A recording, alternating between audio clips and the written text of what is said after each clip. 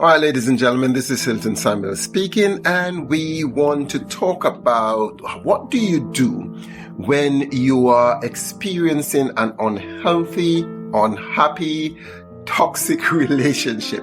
Before I get into this video, let me just suggest to you that you can have the full version.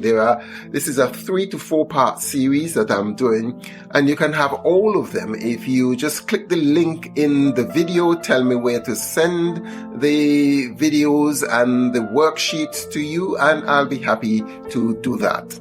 Just to say that if you are in a unhappy, toxic, unhealthy relationship and you need some help, please feel free to reach out to me and I'll be happy to support you. Now, what is the cost of living in a toxic, unhappy, unhealthy relationship? Many people, most people, when they get married because they love the person that they are getting married to or have gotten married to. And that person they see would bring them happiness, would bring them stability, will give them peace of mind. They could link their lives together and make a success out of life. They could have children and babies together, one of the highest forms of fulfillment in life.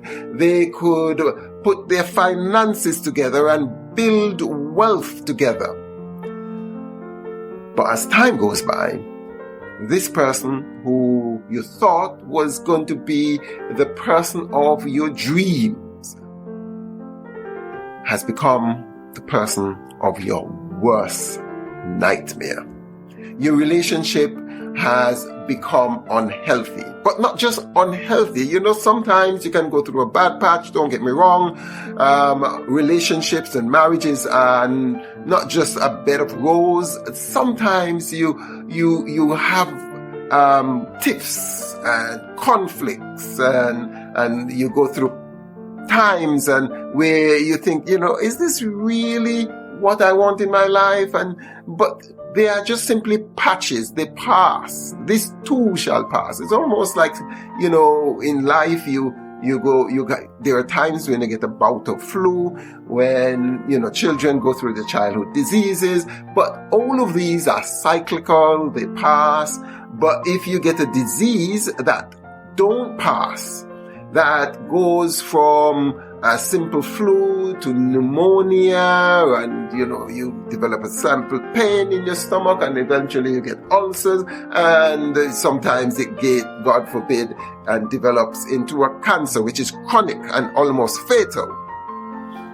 So to relationships, generally, they are not always smooth sailing, and there are times when you get in conflict, and conflict is almost necessary, because it helps you to grow and helps you to find solutions. And if you work through the conflict in a healthy way, you bond and bind together. It was surprising to me when I learned that people who are masters at relationship, people who have successful relationship, have just as much problems, and in some cases more problems and conflicts than people whose relationship fail. So it is not the problem. It is not the conflict.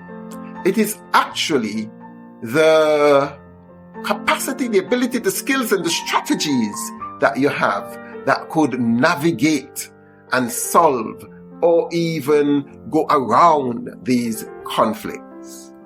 Now, what happens in unhealthy, toxic, and unhappy relationships that become chronic is that people fight, but they don't know how to resolve their conflict.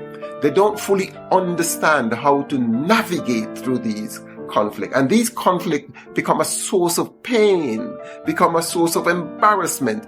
People are living in what I like this term that I came across. They're living in homes where shadows are never lifted. And in fact, it becomes not just as something that you endure, it becomes something that it's threatening. So emotionally, you can't function. You are stressed out.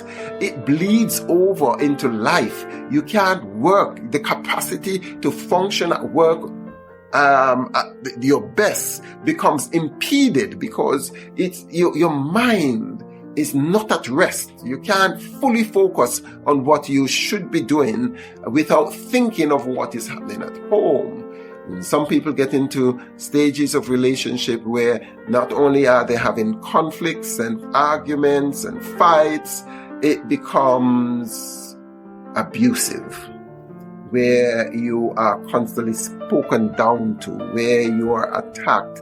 There is shame, put down, invalidation. You become a person that, you eke out an existence and you cower when you think about it. There is a fight for power. Someone wants to dominate you. Someone wants to control you. Someone tells you constantly that you're not good enough. In relationships, you should matter. You are enough.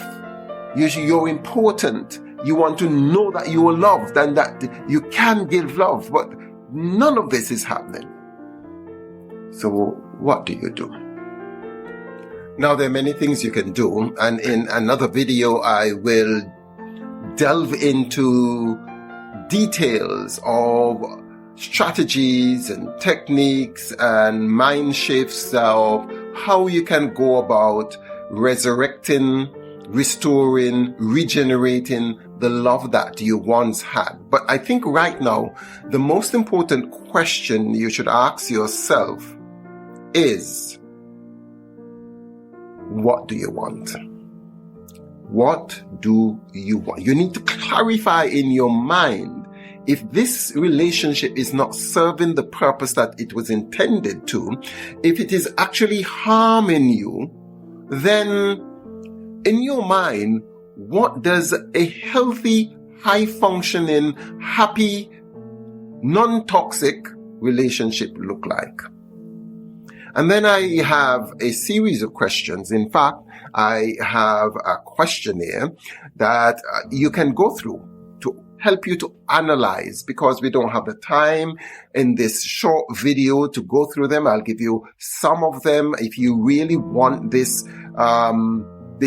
tool, this assessment, I'm happy to send it to you. Just send me your details. Let me know where you want me to send it to, and I will definitely send it to you.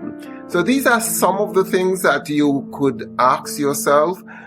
Is it really worth it? Can this relationship be actually saved? There are some relationships that cannot be saved. There are some relationships that should not be saved. And then you need to ask yourself the question, are you willing to put in the time, energy, and effort? Are you willing to make the investment? Is it worth the effort?